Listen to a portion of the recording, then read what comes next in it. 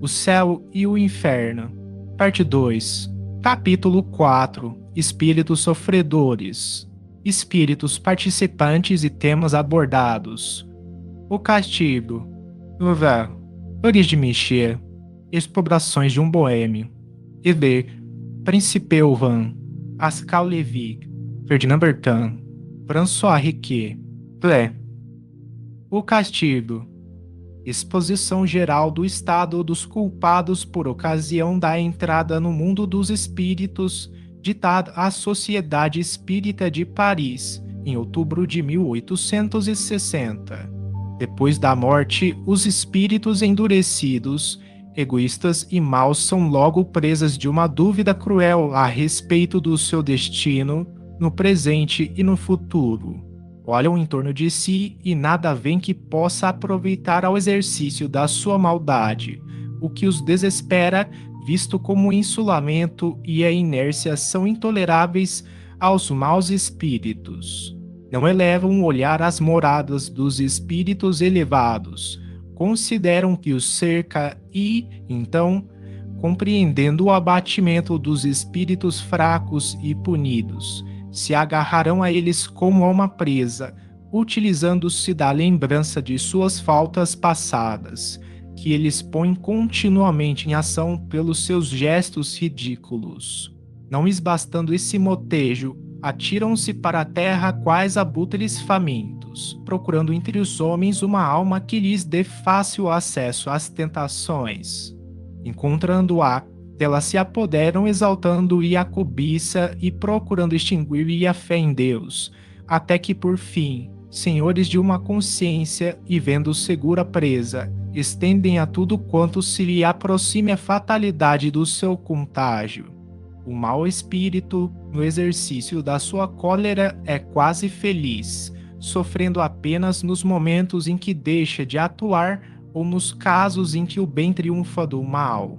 Passam, no entanto, séculos e, de repente, o mau espírito pressente que as trevas acabarão por envolvê-lo, o círculo de ação se lhe restringe e a consciência, muda até então, fazia sentir os acerados espinhos do remorso. Inerte, arrastado no turbilhão, ele vagueia, como dizem as escrituras, sentindo a pele arrepiar-se de terror. Não tarda, então, que um grande vácuo se faça nele em torno dele. Chega o momento em que deve espiar. A reencarnação aí está ameaçadora e ele vê como num espelho as provações terríveis que o aguardam. Quereria recuar, mas avança e, precipitado no abismo da vida, rola em sobressalto, até que o véu da ignorância lhe recaia sobre os olhos. Vive, age, é ainda culpado, sentindo em si não sei que lembrança inquieta, pressentimentos que o fazem tremer, sem recuar, porém, da senda do mal.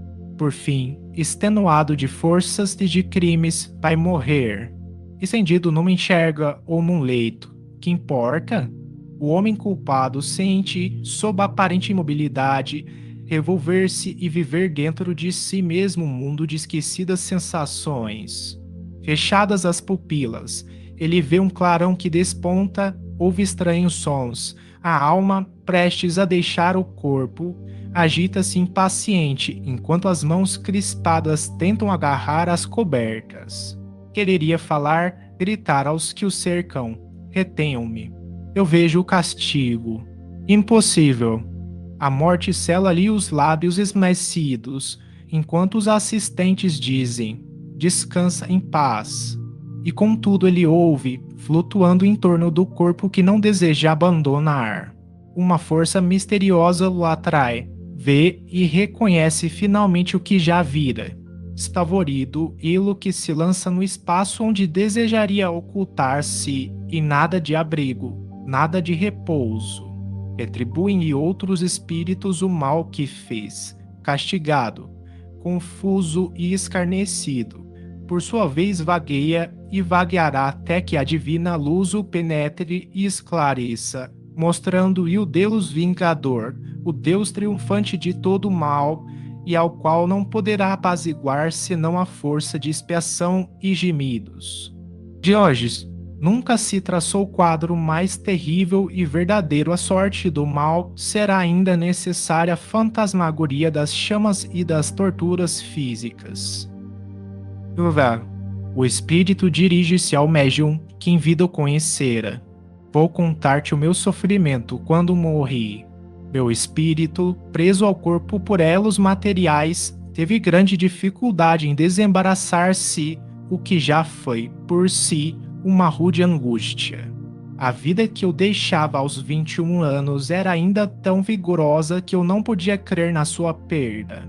Por isso procurava o corpo, estava admirado, apavorado por me ver perdido num turbilhão de sombras. Por fim, a consciência do meu estado e a revelação das faltas cometidas em todas as minhas encarnações feriam-me subitamente, enquanto uma luz implacável me iluminava os mais secretos âmagos da alma, que se sentia desnudada e logo possuída de vergonha acabrunhante. Procurava fugir a essa influência interessando-me pelos objetos que me cercavam, novos, mas que, no entanto, já conhecia. Os espíritos luminosos, flutuando no éter, davam-me a ideia de uma aventura que eu não podia aspirar, formas sombrias e desoladas, mergulhadas umas em tedioso desespero, furiosas ou irônicas outras, deslizavam em torno de mim ou por sobre a terra que me chumbava. Eu vi agitarem-se os humanos cuja ignorância invejava. Toda uma ordem de sensações desconhecidas ou antes reencontradas invadiram-me simultaneamente, como que arrastado por força irresistível, procurando fugir à dor encarniçada, franqueava as distâncias, os elementos, os obstáculos materiais, sem que as belezas naturais nem os esplendores celestes pudessem acalmar um instante a dor acerba da consciência, nem o pavor causado pela revelação da eternidade. Pode o mortal prejulgar as torturas materiais pelos arrepios da carne, mas as vossas frágeis dores, amenizadas pela esperança, atenuadas por distrações ou mortas pelo esquecimento, não vos darão nunca a ideia das angústias de uma alma que sofre sem tréguas, sem esperança, sem arrependimento. Decorrido um tempo cuja duração não posso precisar, invejando os eleitos cujos esplendores entrevia, detestando os maus espíritos que me perseguiam com remoques, desprezando os humanos cujas torpezas eu via, passei de profundo abatimento a uma revolta insensata. Chamaste-me finalmente, e pela primeira vez um sentimento suave e terno me acalmou. Escutei os ensinos que te dão os teus guias, a verdade impôs-se-me, obei. Deus ouviu-me, revelou-se-me por sua clemência, como já se me havia revelado por sua justiça. Luiz de Michel, Havre, março de 1863.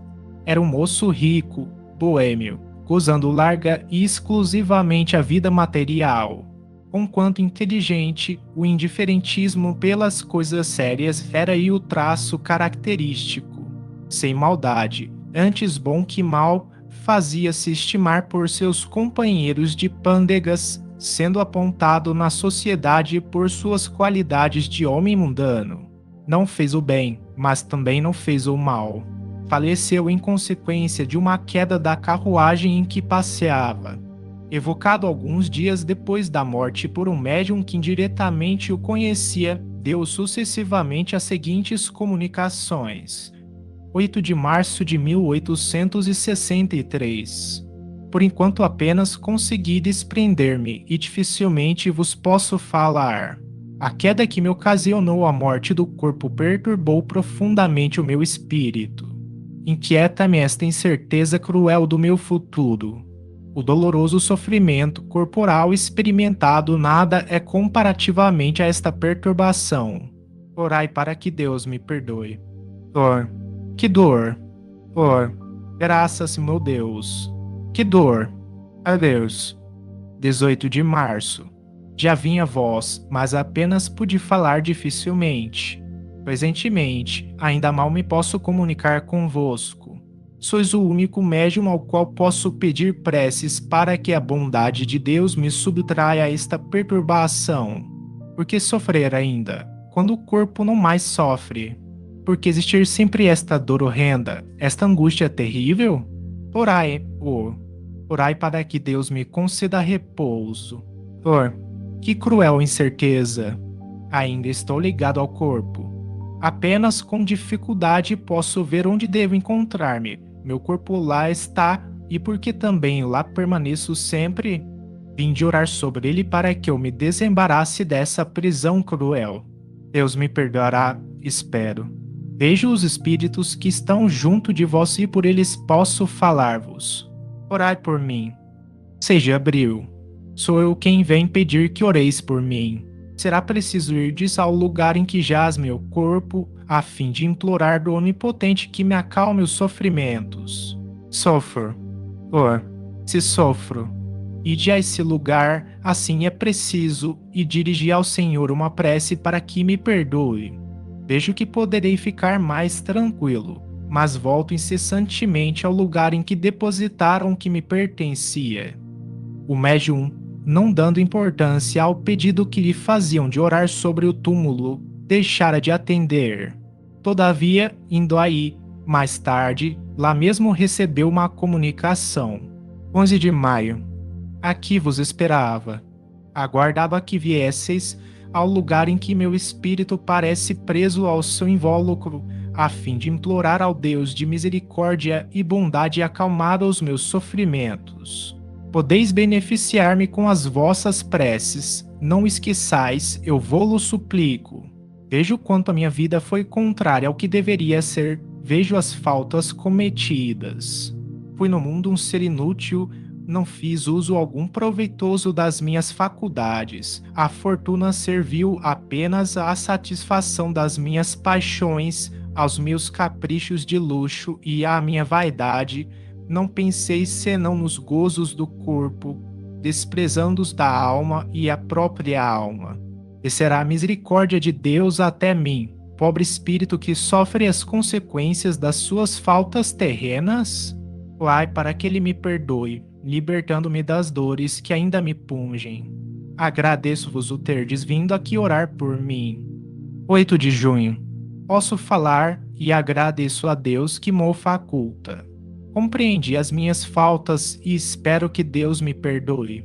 Trilhai sempre na vida de conformidade com a crença que vos alenta, porque ela vos reserva de futuro um repouso que eu ainda não tenho. Obrigado pelas vossas preces. Até logo. 30 de julho. Presentemente sou menos infeliz, visto não mais sentir a pesada cadeia que me jungia ao corpo. Estou livre, enfim, mas ainda não expiei, e preciso é que repare o tempo perdido se eu não quiser prolongar os sofrimentos. Espero que Deus, tendo em conta a sinceridade do arrependimento, me conceda a graça do seu perdão. Pede ainda por mim, eu vô-lo suplico. A insistência do espírito para que se orasse sobre o seu túmulo é uma particularidade notável, mas que tinha sua razão de ser se levarmos em conta a tenacidade dos laços que ao corpo prendiam, a dificuldade do desprendimento em consequência da materialidade da sua existência. Compreende-se que, mais próxima, a prece pudesse exercer uma espécie de ação magnética mais poderosa no sentido de auxiliar o desprendimento. O costume quase geral de orar junto aos cadáveres não provirá da intuição inconsciente de um tal efeito. Nesse caso, a eficácia da prece alcançaria um resultado simultaneamente moral e material. Exprobrações de um boêmio. Bordeaux, 19 de abril de 1862. Homens, meus irmãos, eu vivi só para mim e agora expio e sofro. Conceda-vos Deus a graça de evitardes os espinhos que ora me laceram. Prossegui na senda larga do Senhor e orai por mim, pois abusei dos favores que Deus empresta às suas criaturas. Quem sacrifica aos instintos brutos a inteligência e os bons sentimentos que Deus lhe dá, assemelha-se ao animal que muitas vezes se maltrata. O homem deve utilizar-se sobriamente dos bens de que é depositário, habituando-se a visar a eternidade que o espera, abrindo mão, por consequência, dos gozos materiais. A sua alimentação deve ter por exclusivo fim a vitalidade. O luxo deve apenas restringir-se às necessidades da sua posição, os gostos, os pendores, mesmo os mais naturais, devem obedecer ao mais são raciocínio, sem o que ele se materializa em vez de se purificar. As paixões humanas são estreitos grilhões que se enroscam na carne e, assim, não lhes deis abrigo. Vós não sabeis o seu preço quando regressamos à pátria. As paixões humanas vos despem antes mesmo de vos deixarem, de modo a chegardes nus, completamente nus, ante o Senhor. Cobri-vos de boas obras que vos ajudem a franquear o espaço entre vós e a eternidade.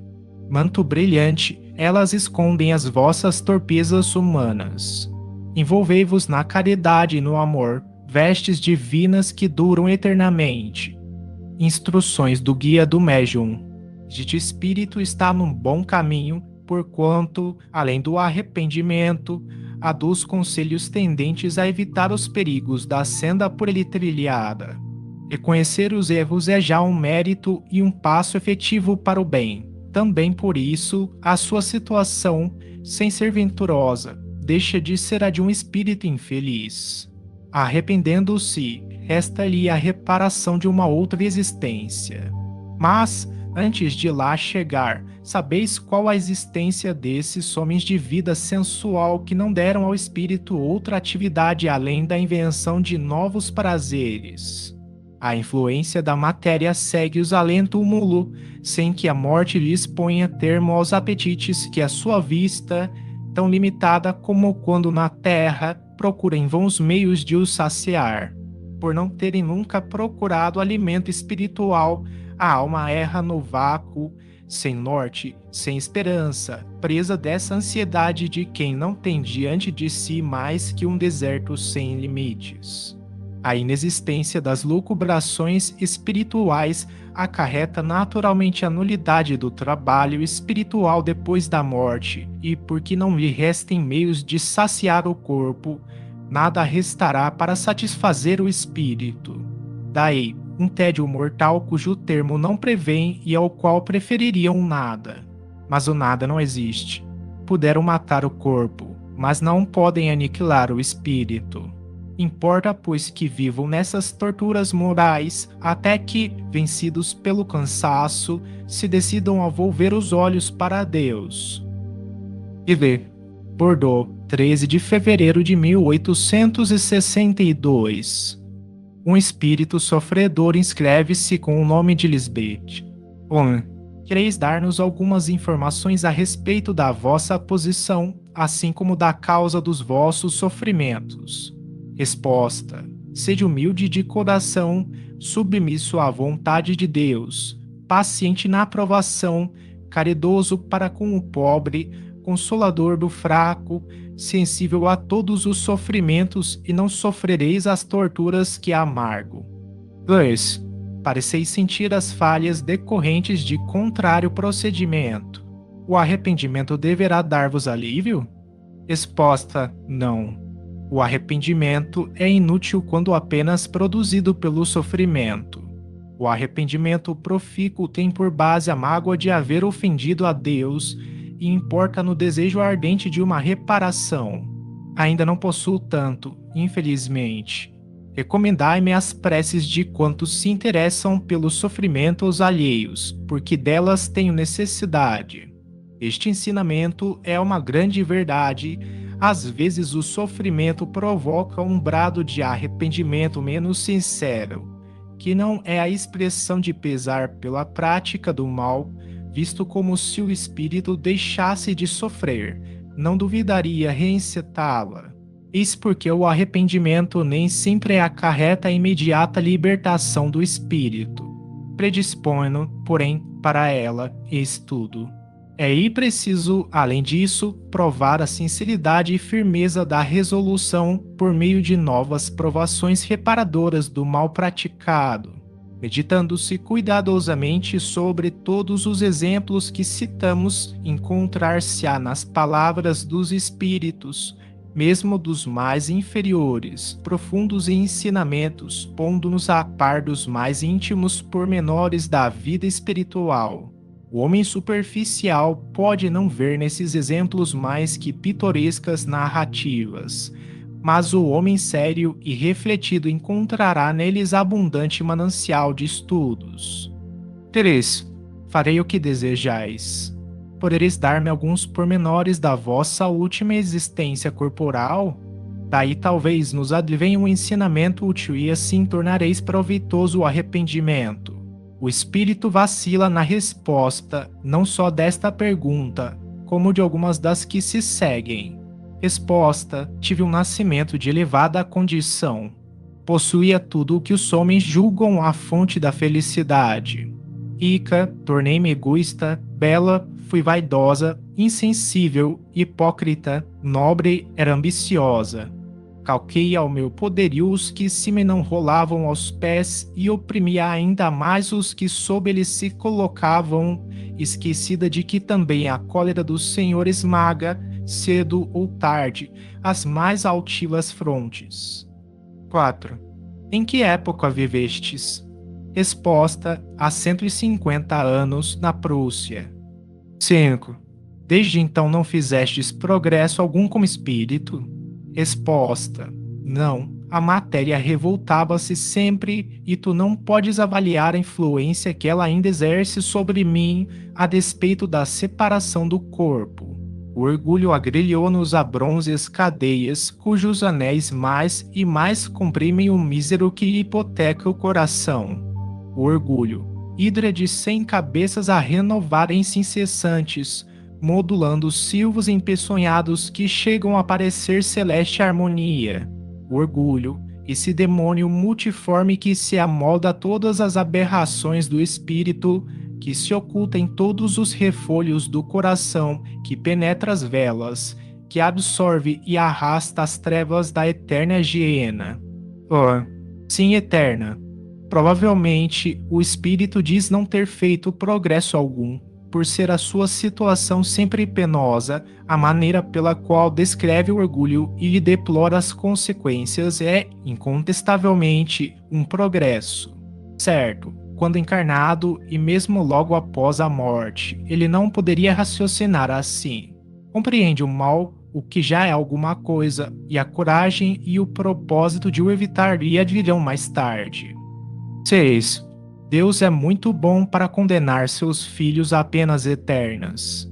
Confiai na sua misericórdia. Resposta: dizem que isto pode ter um termo, mas onde e quando? Há muito que o procuro e só vejo sofrimento, sempre, sempre, sempre. 7. Como viestes hoje aqui? Resposta: conduzida por um espírito que me acompanha muitas vezes. Pergunta: desde quando vedes a esse espírito? Resposta: não há muito tempo. Pergunta: e desde quando tendes consciência das faltas que cometestes? Resposta: depois de longa reflexão. Sim, tendes razão. Foi daí para cá que principiei a vê-lo. 8. Compreendeis agora a relação existente entre o arrependimento e o auxílio prestado por vosso protetor? Tomai por origem desse apoio o amor de Deus, cujo fim será o seu perdão e misericórdia infinitos. Resposta: oh, como desejaria que assim fosse. Veio poder prometer vô-lo no nome, aliás, sacratíssimo, daquele que jamais foi surdo à voz dos filhos aflitos. 9. Pedi de coração e sereis ouvida. Resposta: não posso, tenho medo. Oremos juntos, ele nos atenderá. Depois da prece: ainda estais aí? Resposta: sim. Obrigada. Não me esqueçais. Vinde inscrever-vos aqui todos os dias. Resposta: sim, sim, virei sempre. O guia do médium, Nunca esqueçais os ensinos que bebeis nos sofrimentos dos vossos protegidos e notadamente nas suas causas, visto serem lição que a todos aproveita no sentido de se preservarem dos mesmos perigos e de idênticos castigos.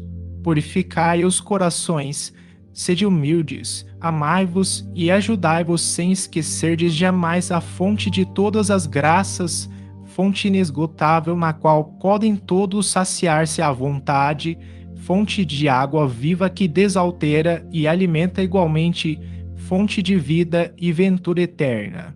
Ide a ela, meus amigos, e bebei com fé.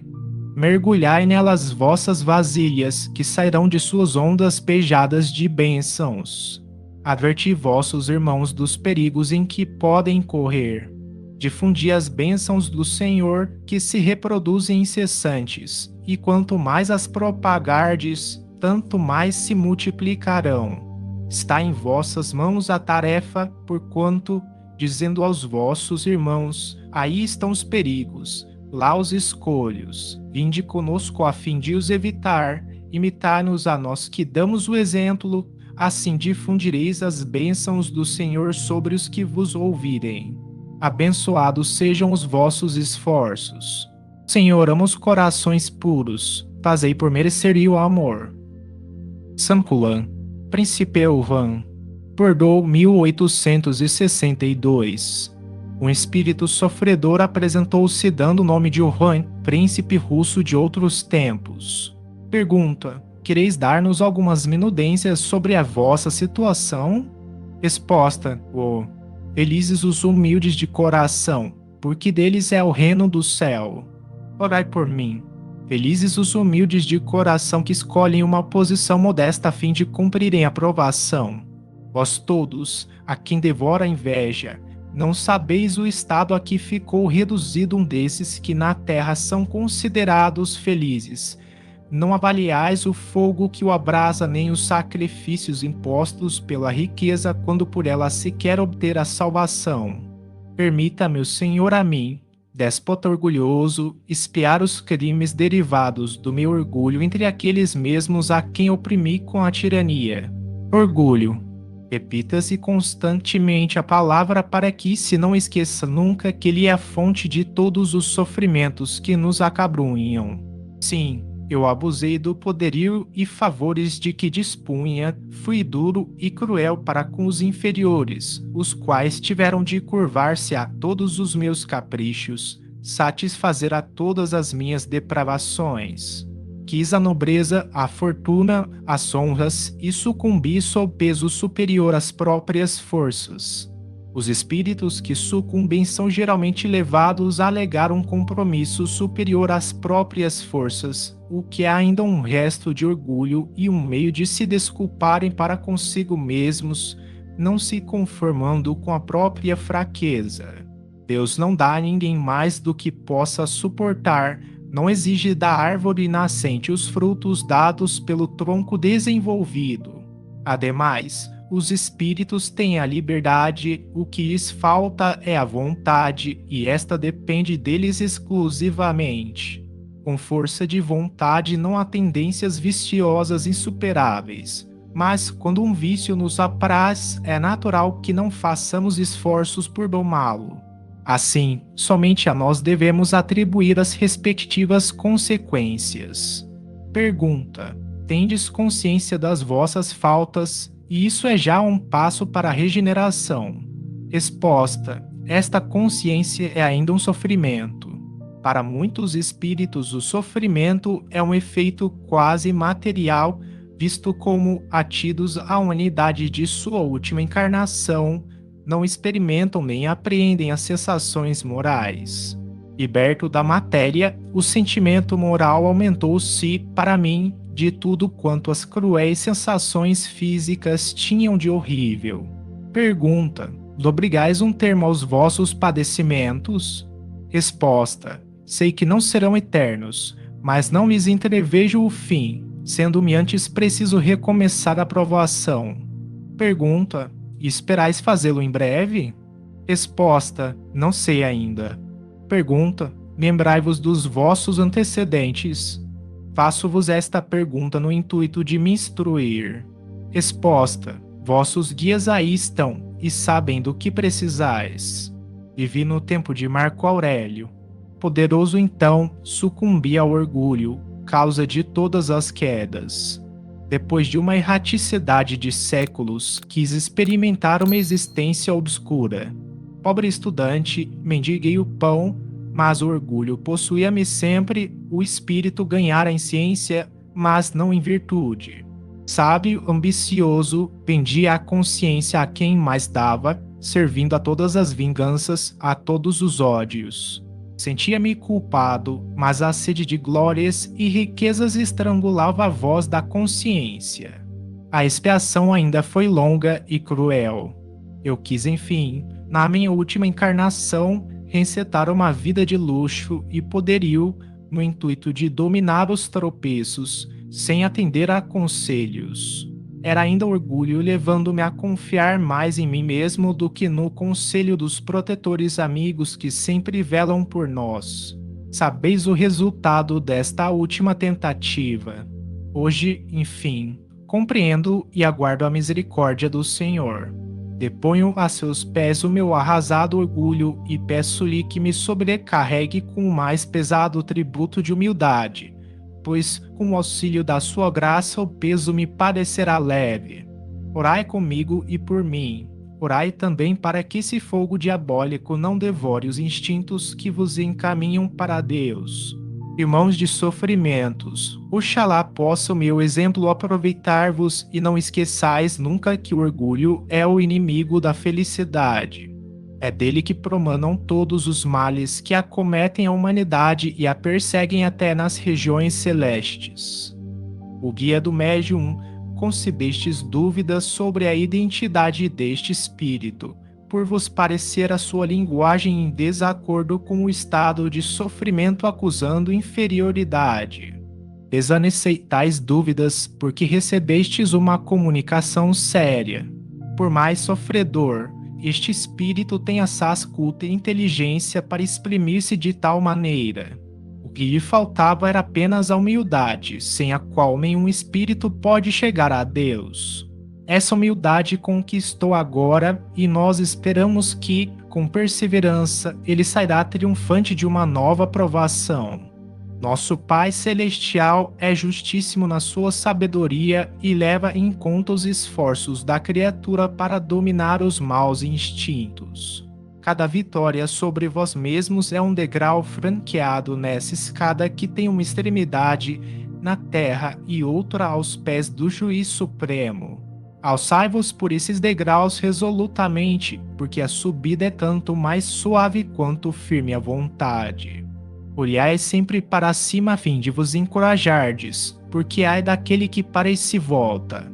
Depressa o atinge a vertigem, espanta-se do vácuo que o cerca, desanima e diz: para que mais caminhar, se tão pouco tenho feito e tanto me falta? Não, meus amigos, não vos volteis. O orgulho está incorporado no homem, pois bem, aproveita-o na força e na coragem de terminar a vossa ascensão. Empregai-o ainda em dominar as fraquezas e galgai o topo da montanha eterna. Ascal Levi, Havre, 9 de agosto de 1863. Este espírito, sem que o médium o conhecesse em vida, mesmo de nome, comunicou-se espontaneamente. Creio na bondade de Deus, que na sua misericórdia se compadecerá do meu espírito. Tenho sofrido muito, muito pereci no mar. Meu espírito, ligado ao corpo, vagou por muito tempo sobre as ondas. Deus, a comunicação foi interrompida, e no dia seguinte o espírito prosseguiu. Houve por bem permitir que as preces dos que ficaram na terra me tirassem do estado de perturbação e incerteza em que me achava imerso. Separaram-me por muito tempo e puderam enfim achar meu corpo.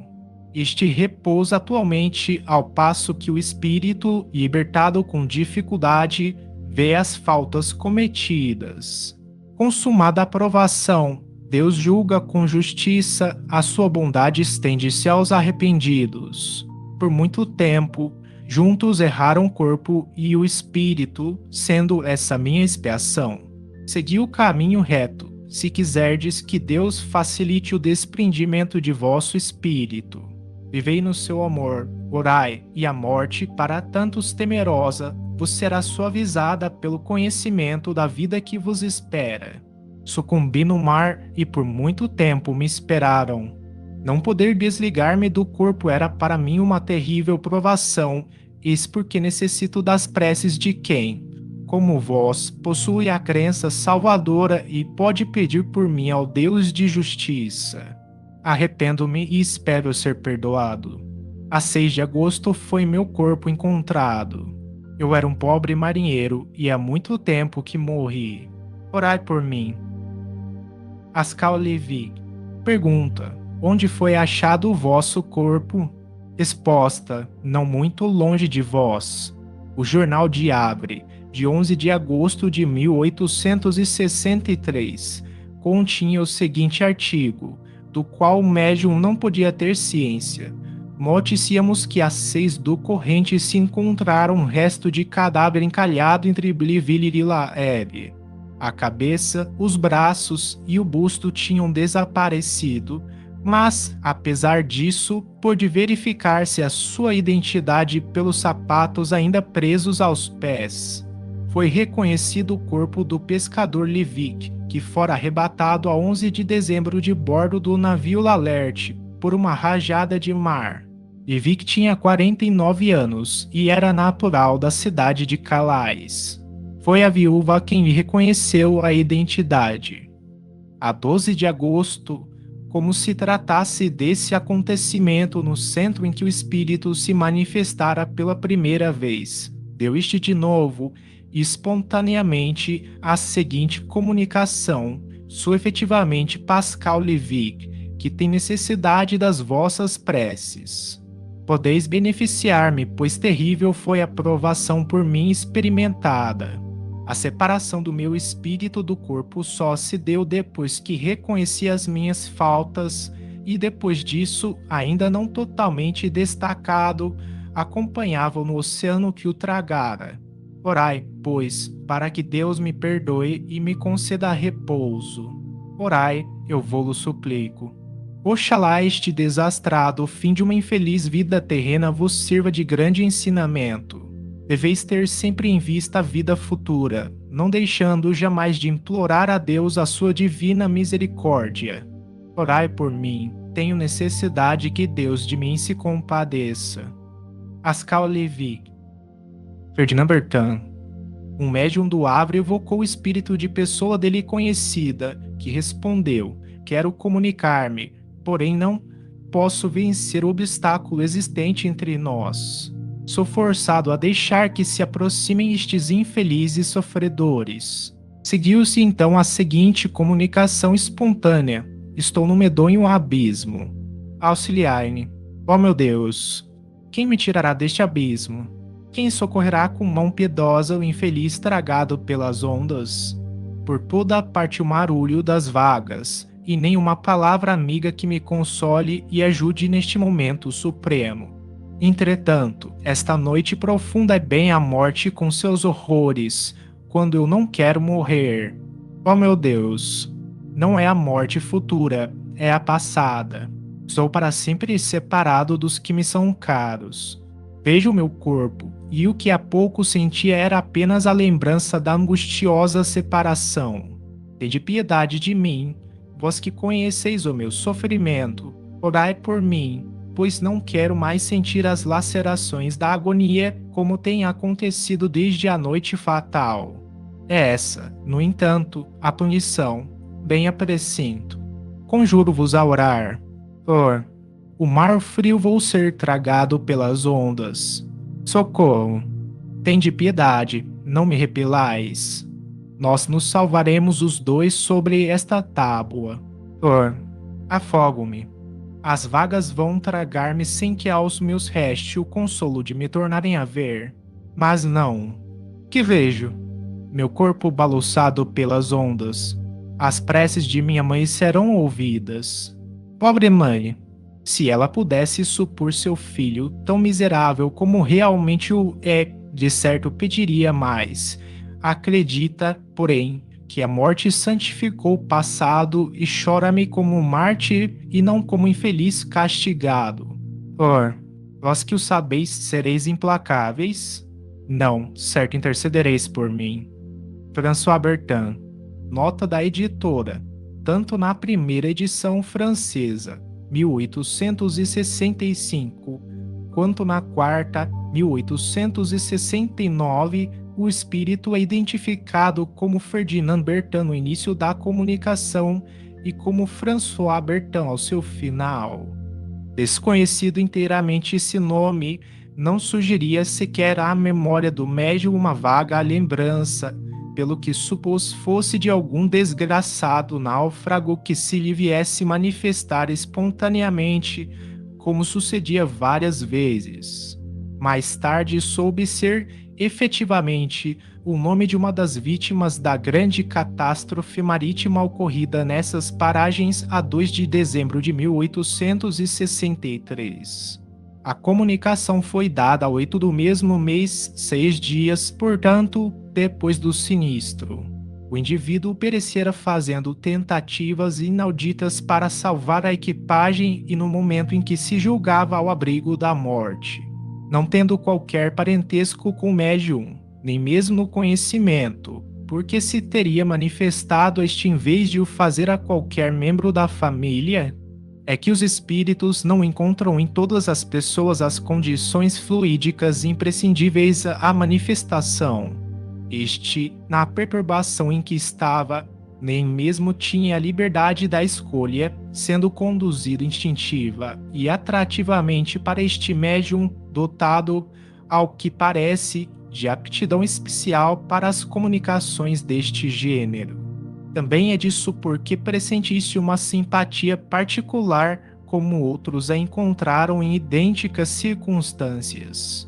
A família, estranha ao espiritismo, talvez infessa mesmo a esta crença, não teria acolhido a manifestação como esse médium, posto que a morte remontasse a alguns dias, o espírito lhe experimentava ainda todas as angústias. Evidente, portanto, que não tinha consciência da situação, acreditava-se vivo, lutando com as ondas, mas ao mesmo tempo se referindo ao corpo como se dele estivesse separado, grita por socorro, diz que não quer morrer e fala logo após da causa da sua morte, reconhecendo nela um castigo. Toda essa incoerência denota a confusão das ideias, fato comum em quase todas as mortes violentas. 2 meses mais tarde, a 2 de fevereiro de 1864, o espírito de novo se comunicou espontaneamente pelo mesmo médium, dizendo-lhe o seguinte: a piedade que tivestes dos meus tão horríveis sofrimentos aliviou-me. Compreendo a esperança, entrevejo o perdão, mas depois do castigo da falta cometida, sofro continuamente e, se por momentos permite Deus que eu entreveja o fim da minha desventura, devo às preces de caridosas almas apiedadas da minha situação. Ó esperança, raio celeste, quão bendita és quando te sinto despontar-me na alma. Mas, o abismo escancara-se, o terror e o sofrimento absorvem o pensamento de misericórdia. A noite sempre é a noite. A água, o bramir das ondas que me tragaram, são apenas pálida imagem do horror em que se envolve o meu espírito. Fico mais calmo quando posso permanecer junto de vós, pois assim como a confidência de um segredo ao peito amigo nos alivia, assim a vossa piedade, motivada pela confidência da minha penúria, acalma o sofrimento e dá repouso ao meu espírito. Fazem-me bem as vossas preces, não me as recuseis. Não quero reapossar-me desse hórrido sonho que se transforma em realidade quando o vejo. Tomai o lápis mais vezes. Muito me aliviará ao comunicar convosco. Dias depois, numa reunião espírita em Paris, dirigiram-se a este espírito as seguintes perguntas, por ele englobadas numa única comunicação e mediante outro médium, na forma abaixo. Eis as perguntas. Quem vos levou a comunicar espontaneamente pelo outro médium? De que tempo datava a vossa morte quando vos manifestastes? Quando o fizestes, parecieis duvidar ainda do vosso estado, ao mesmo tempo que externáveis angústias de uma morte horrível. Tendes agora a melhor compreensão dessa situação? Dissestes positivamente que a vossa morte era uma expiação. Podereis dizer-nos o motivo dessa afirmativa? Isso constituirá ensinamento para nós e ser-vos-á um alívio. Por uma confissão sincera fareis jus à misericórdia de Deus, a qual solicitaremos em nossas preces. Resposta: em primeiro lugar, parece impossível que uma criatura humana possa sofrer tão cruelmente. Deus, como é penoso ver-se a gente constantemente envolta nas vagas em fúria, provando incessante este suplício, este frio glacial que sobe ao estômago e o constringe. Mas de que serve entreter-vos com tais cenas? Não devo eu começar por obedecer às leis da gratidão, agradecendo a vós todos que vos interessastes pelos meus tormentos? Perguntaste se me manifestei muito tempo depois da morte. Não posso responder facilmente. Refletindo, avaliareis em que situação horrível estou ainda. Penso que para junto do médium fui trazido por força estranha à minha vontade e, coisa inexplicável, servia-me do seu braço com a mesma facilidade com que me sirvo neste momento do vosso, persuadido de que ele me pertencesse. Agora experimento mesmo um grande prazer, como que um alívio particular que mas há. Ele que vai cessar. Mas, meu Deus, terem forças para fazer a confissão que me cumpre? Depois de ser muito encorajado, o espírito ajuntou: eu era muito culpado, e o que mais me tortura é ser tido por mártir, quando em verdade eu não fui. Na precedente existência eu mandara ensacar várias vítimas e atirá-las ao mar. Orai por mim. Comentário de São Luís sobre esta comunicação. Esta confissão trará grande alívio ao espírito, que efetivamente foi bem culpado.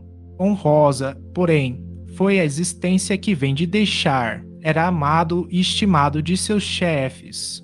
Essa circunstância era o fruto do seu arrependimento e das boas resoluções que tomou antes de voltar à terra, onde, tanto quanto fora cruel, desejara ser humano. O devotamento que demonstrou era uma reparação, sendo-lhe porém preciso resgatar as passadas faltas por uma expiação final, a da morte que teve. Ele mesmo quis purificar-se pelo sofrimento das torturas que a outros infligira, e reparar que uma ideia o persegue, o pesar de ser tido como mártir. Será tomada em consideração essa humildade. Enfim, ele deixou o caminho da expiação para entrar no da reabilitação, no qual por vossas preces podereis sustentá-lo, fazendo que o trilhe a passo mais firme e resoluto. François Riquet era um velho celibatário, avarento e muito popular, falecido em 100 em 1857, legando aos parentes colaterais considerável fortuna. Em tempo fora locador de uma inquilina que mais tarde o esquecera completamente, ignorando até se ainda ou não vivia. Em 1862, uma filha desta senhora, sujeita a crises de catalepsia seguidas de espontâneo sono magnético e também boa médium escrevente, viu, num desses sonos, o Sr. Riquet, o qual, assegurava, pretendia dirigir-se à sua mãe. Passados alguns dias, uma vez que se manifestara espontaneamente confirmando aquele intuito, entretiveram com ele a seguinte conversação. Pergunta: que pretendeis de nós? Resposta: o dinheiro do qual se apossaram os miseráveis, a fim de o repartirem. Venderam fazendas, casas, tudo para se locupletarem. Desbarataram meus bens como se não mais me pertencessem. Fazei que se me faça justiça, já que a mim me não ouvem, e não quero presenciar infâmias tais. Dizem que eu era usurário, e guardaram meu cobre. Porque não o querem restituir? acharão que foi mal ganho. Pergunta: mas vós estáis morto, meu caro senhor, e não tendes mais necessidade alguma de dinheiro. Implorai a Deus para vos conceder uma nova existência de pobreza, a fim de expiardes a usura desta última. Resposta: não, eu não poderei viver na pobreza. Preciso do meu dinheiro, sem o qual não posso viver. Ademais, não preciso de outra existência, porque vivo estou atualmente. Pergunta: foi feita a seguinte pergunta no intuito de chamá-lo à realidade. Sofreis? Resposta: oh, sim. Sofro piores torturas que as da mais cruel enfermidade, pois é minha alma quem as padece. Tendo sempre em mente a iniquidade de uma vida que foi para muitos motivo de escândalos, tenho a consciência de ser um miserável indigno de piedade, mas o meu sofrimento é tão grande que mister se faz-me auxiliem a sair desta situação deplorável. Pergunta: oraremos por vós. Resposta: obrigado. Lai para que eu esqueça os meus bens terrenos, sem o que não poderei arrepender-me. Adeus e obrigado. François Riquet, Rue de la Charité, número 14. É curioso ver se este espírito indicar a moradia como se estivesse vivo. A senhora deu-se pressa em verificá-la e ficou muito surpreendida por ver que era justamente a última casa que Riquet habitara. Eis como, após 5 anos, ainda ele não se considerava morto, antes experimentava a ansiedade, bem cruel para um usurário, de ver os bens partilhados pelos herdeiros. A evocação, provocada indubitavelmente por qualquer espírito bom, teve por fim fazer-lhe compreender o seu estado e predispô-lo ao arrependimento. Lé, Sociedade de Paris, 1861. O espírito que forneceu os ditados seguintes pertenceu a uma senhora que o médium conhecera quando na Terra. A sua conduta, como o seu caráter, justificam plenamente os tormentos que lhe sobrevieram. Além do mais, ela era dominada por um sentimento exagerado de orgulho e egoísmo pessoais, sentimento que se patenteia na terceira das mensagens, quando pretende que o médium apenas se ocupe com ela. As comunicações foram obtidas em diferentes épocas, sendo que as 3 últimas já denotam sensível progresso nas disposições do espírito, graças ao cuidado do médium que empreender a sua educação moral. Eis-me aqui, eu, a desgraçada Claire. Que queres tu que te diga? A resignação, a esperança não passam de palavras para os que sabem que, inumeráveis como as pedras da saraivada, os sofrimentos lhe perdurarão na sucessão interminável dos séculos. Posso suavizá-los, dizes tu. Que vaga palavra! Onde encontrar coragem e esperança para tanto? Procura, pois, inteligência obtusa compreender o que sejam de eterno. Um dia, um ano, um século que sei eu, se as horas o não dividem, as estações não variam, eterno e lento como a água que do rochedo roreja, este dia execrando, maldito, pesa sobre mim como avalanche de chumbo. Eu sofro.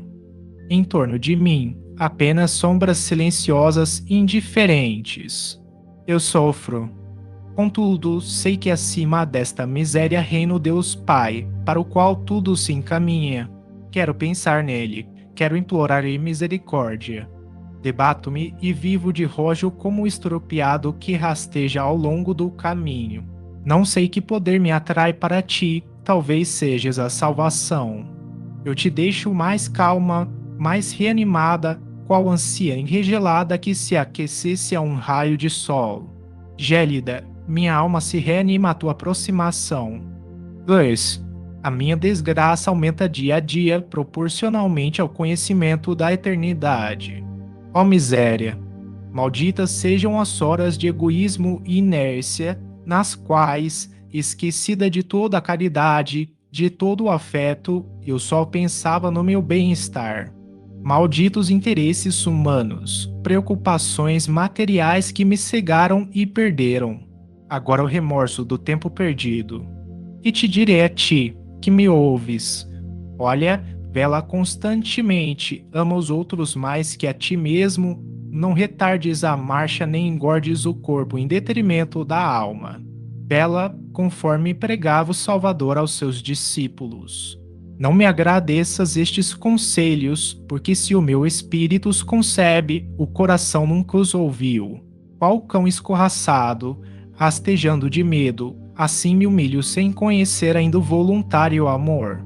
Muito tarda a sua divina aurora despontar. Ora por minha alma dessecada e tão miserável. 3. Porque me esqueces, até aqui venho procurar-te.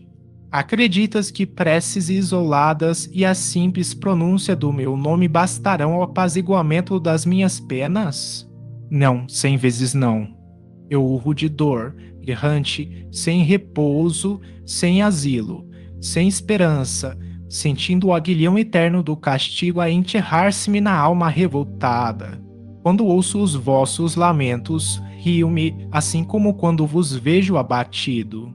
As vossas efêmeras misérias, as lágrimas, tormentos que o sono susta, que são? Durmo eu aqui. Quero ouvir-te. Quero que, deixando as tuas lucubrações filosóficas, te ocupes de mim, além de fazeres com que outros mais também se ocupem. Não tenho expressões para definir esse tempo que se escoa sem que as horas lhe assinalem períodos. Vejo apenas um tênue raio de esperança. Foste tu que m'adeste, não me abandones, pois. 4. O Espírito São Luís. Este quadro é de todo verdadeiro e em nada exagerado. Perguntar-se-á talvez o que fez essa mulher para ser assim tão miserável. Cometeu ela algum crime horrível? Roubou? Assassinou? Não, ela nada fez que afrontasse a justiça dos homens. Ao contrário, divertia-se com o que chamais felicidade terrena, beleza, fortuna, gozos, adulações, tudo lhe sorria, nada lhe faltava, a ponto de dizerem os que a viam, que mulher feliz. E invejavam-lhe a sorte. Mas querer saber, foi egoísta, possuía tudo, exceto um bom coração. Não violou a lei dos homens, mas a de Deus, visto como esqueceu a primeira das virtudes, a caridade. Não tendo amado senão a si mesma, agora não encontra ninguém que a ame e vê-se insulada, abandonada ao desamparo no espaço, onde ninguém pensa nela nem dela se ocupa. Eis o que constitui o seu tormento, tendo apenas procurado os gozos mundanos que hoje não mais existem, o vácuo se lhe fez em torno, e como vê apenas o nada, este lhe parece eterno. Ela não sofre torturas físicas, não vem atormentá-la os demônios, o que é aliás desnecessário, uma vez que se atormenta a si mesma, e isso lhe é mais doloroso, porquanto, se tal acontecesse, os demônios seriam seres a ocuparem-se dela. O egoísmo foi a sua alegria na terra, pois bem, é ainda ele que a persegue, verme a corroer-lhe o coração, seu verdadeiro demônio. São Luís. 5. Falar-vos-ei da importante diferença existente entre a moral divina e a moral humana. A primeira assiste a mulher adúltera no seu abandono e diz aos pecadores: arrependei-vos, e aberto-vos será o reino dos céus. Finalmente, a moral divina aceita todo arrependimento, todas as faltas confessadas, ao passo que a moral humana rejeita aquele sorri aos pecados ocultos que, diz, são em parte perdoados. Cada é uma graça do perdão, e a outra a hipocrisia. Escolhei espíritos ávidos da verdade. Escolhei entre os céus abertos ao arrependimento e a tolerância que admite o mal, repelindo os soluços do arrependimento francamente patenteado, só para não ferir o seu egoísmo e preconceitos. Arrependei-vos todos vós que pecais, renunciai ao mal e principalmente à hipocrisia, véu que é de torpezas, máscara risonha de recíprocas conveniências. 6. Estou mais calma e resignada à expiação das minhas faltas. O mal não está fora de mim, reside em mim, devendo ser eu a me transformar e não as coisas exteriores. Em nós e conosco trazemos o céu e o inferno, as nossas faltas, gravadas na consciência, são lidas correntemente no dia da ressurreição. E uma vez que o estado da alma nos abate ou eleva, somos nós os juízes de nós mesmos. Explico-me. Um espírito impuro e sobrecarregado de culpas não pode conceber nem anelar uma elevação que lhe seria insuportável. Assim como as diferentes espécies de seres vivem, cada qual na esfera que lhes é própria, assim os espíritos, segundo o grau de adiantamento, movem-se no meio adequado às suas faculdades e não concebem outro senão quando o progresso instrumento da lenta transformação das almas lhe subtrai as baixas tendências, despojando-os da crisálida do pecado, a fim de que possam adejar antes de se lançarem, ápidos quais flechas, para o fim único e almejado, Deus. Astejo ainda, mas não odeio mais e concebo a indizível felicidade do amor divino. Orai, pois, sempre por mim, que espero e aguardo. Na comunicação a seguir, Claire fala de seu marido, que muito a martirizara, e da posição em que ele se encontra no mundo espiritual. Esse quadro que ela por si não pôde completar foi concluído pelo guia espiritual do médium. 7. Venho procurar-te a ti, que por tanto tempo me deixas no esquecimento. Tenho, porém, adquirido paciência e não mais me desespero. Queres saber qual a situação do pobre Félix? Erra nas trevas entregue à profunda nudez de sua alma. Superficial e leviano, aviltado pelo sensualismo, nunca soube o que era um amor e a amizade. Nem mesmo a paixão esclareceu suas sombrias luzes. Seu estado presente é comparável ao da criança inapta para as funções da vida e privada de todo o amparo. Félix vaga aterrorizado nesse mundo estranho onde tudo fulgura ao brilho desse Deus por ele negado. O guia do médium, vou falar por Claire, visto que ela não pode continuar a análise dos sofrimentos do marido, sem compartilhá-los. Félix, superficial nas ideias como nos sentimentos, violento por fraqueza, devasso por frivolidade, entrou no mundo espiritual tão nu quanto ao moral como quanto ao físico. Ao reencarnar nada adquiriu e, consequentemente, tem de recomeçar toda a obra. Qual homem ao despertar de prolongado sonho, reconhecendo a profunda agitação dos seus nervos, esse pobre ser, saindo da perturbação, reconhecerá que viveu de quimeras, que lhe desvirtuaram a existência. Então, maldirá do materialismo que lhe dera o vácuo pela realidade, apostrofará o positivismo que lhe fizera ter por desvarios as ideias sobre a vida futura, como por loucura a sua aspiração, como por fraqueza a crença em Deus.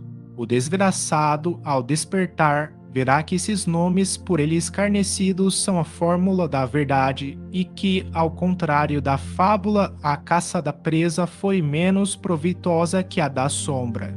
Diógenes. Estudo sobre as comunicações de Claire. Estas comunicações são instrutivas por nos mostrarem principalmente uma das feições mais comuns da vida, a do egoísmo.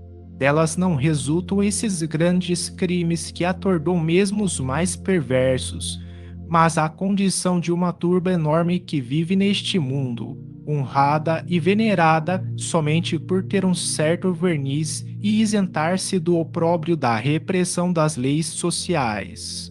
Essa gente não vai encontrar castigos excepcionais no mundo espiritual, mas uma situação simples, natural e consentânea com o estado de sua alma e maneira de viver. O insulamento, o abandono, o desamparo e a punição daquele que só viveu para si. Era, como vimos, um espírito assaz inteligente, mas de árido coração. A posição social, a fortuna, os dotes físicos que na terra possuíra atraíam-lhe homenagens gratas à sua vaidade, o que lhe bastava. Hoje, onde se encontra, só vê indiferença e vacuidade em torno de si. Essa punição é não somente mais mortificante do que a dor que inspira piedade e compaixão, mas é também um meio de obrigá-lo a despertar o interesse de outrem a seu respeito, pela sua morte. A sexta mensagem encerra uma ideia perfeitamente verdadeira concernente à obstinação de certos espíritos na prática do mal.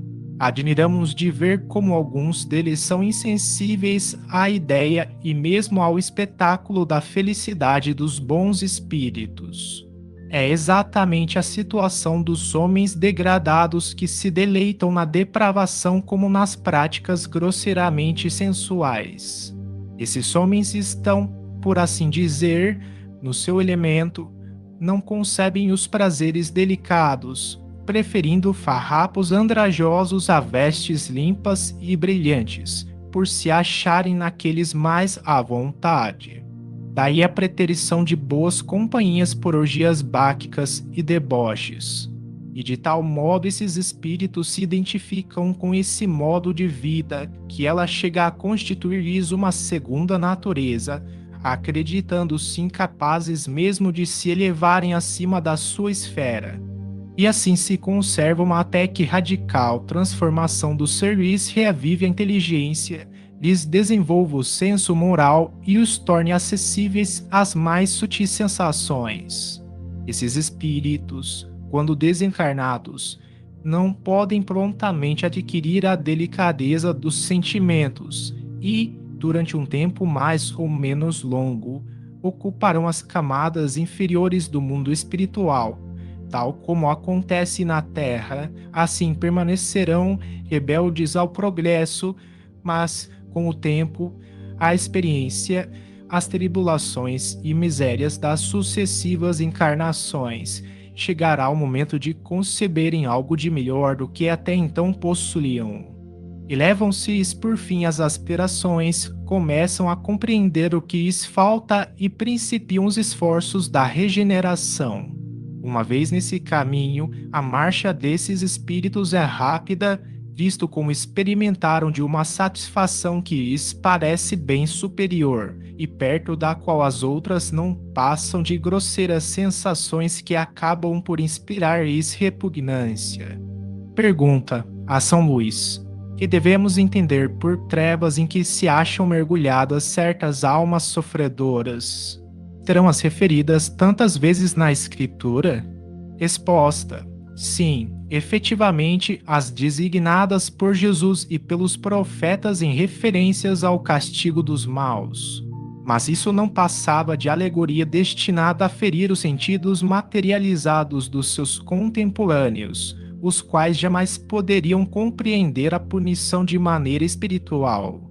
Certos espíritos estão imersos em trevas, mas deve-se depreender daí uma verdadeira noite da alma comparável à obscuridade intelectual do idiota. Não é uma loucura da alma, porém uma inconsciência daquele ídolo que o rodeia, a qual se produz quer na presença, quer na ausência da luz material. É agudo, principalmente, a punição dos que duvidaram do seu destino. Pois que acreditaram no nada, as aparências desse nada os supliciam, até que a alma, caindo em si, quebra as malhas de enervamento que a prostrava e envolvia, tal qual o homem oprimido por penoso sonhar luta em dado momento, com todo o vigor das suas faculdades, contra os terrores que de começo o dominaram.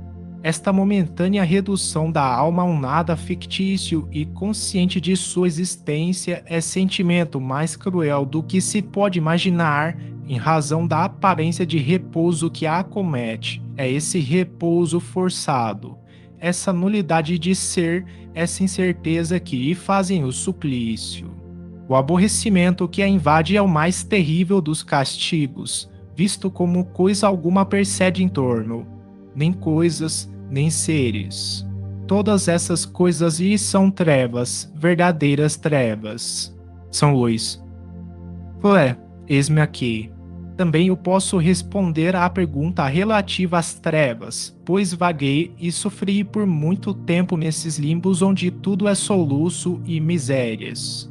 Sim, existem as trevas visíveis de que fala a Escritura e os desgraçados que deixam a vida, ignorantes ou culpados, depois das provações terrenas são impelidos à fria região, inconscientes de si mesmos e do seu destino. Acreditando na perenidade dessa situação, a sua linguagem é ainda da vida que o seduziu, e admiram-se e espantam-se da profunda solidão. Trevas são, pois, esses lugares povoados e ao mesmo tempo desertos, espaços em que erram pálidos espíritos lastimosos, sem consolo, sem aflições, sem socorro de espécie alguma. A quem se dirigirem se sentem a eternidade esmagadora sobre eles, tremem e lamentam os interesses mesquinhos que esmediam as horas, deploram a ausência das noites que, muitas vezes, lhes traziam, num sonho feliz, o esquecimento dos pesares. As trevas para o espírito são a ignorância, o vácuo, o horror ao desconhecido. Não posso continuar. Ainda sobre este ponto obtivemos a seguinte explicação. Por sua natureza, possui o espírito uma propriedade luminosa que se desenvolve sob o influxo da atividade e das qualidades da alma. Poder-se-ia dizer que essas qualidades estão para o fluido perispiritual como o friccionamento para o fósforo. A intensidade da luz está na razão da pureza do espírito, as menores imperfeições morais atenuam-na e enfraquecem-na. A luz irradiada por um espírito será tanto mais viva, quanto maior o seu adiantamento. Assim sendo o espírito, de alguma sorte, o seu próprio farol, verá proporcionalmente à intensidade da luz que produz, do que resulta que os espíritos que não a produzem acham-se na obscuridade. Esta teoria é perfeitamente exata quanto à irradiação de fluidos luminosos pelos espíritos superiores e é confirmada pela observação, conquanto se não pode inferir seja aquela verdadeira causa, ou, pelo menos, a única causa do fenômeno. Primeiro, porque nem todos os espíritos inferiores estão em trevas. Segundo, porque o mesmo espírito pode achar-se alternadamente na luz e na obscuridade. E terceiro, finalmente, porque a luz também é castigo para os espíritos muito imperfeitos. Se a obscuridade em que jazem certos espíritos fosse inerente à sua personalidade, essa obscuridade seria permanente e geral para todos os maus espíritos, o que aliás não acontece. Às vezes os perversos mais requintados veem perfeitamente, ao passo que outros, que assim não podem ser qualificados, jazem temporariamente em trevas profundas. Assim, tudo indica que, independente da luz que lhes é própria, os espíritos recebem uma luz exterior que lhes falta segundo as circunstâncias. Donde força é concluir que a obscuridade depende de uma causa ou de uma vontade estranha, constituindo punição especial da soberana justiça para casos determinados. Pergunta São Luís: qual a causa de a educação moral dos desencarnados ser mais fácil que a dos encarnados?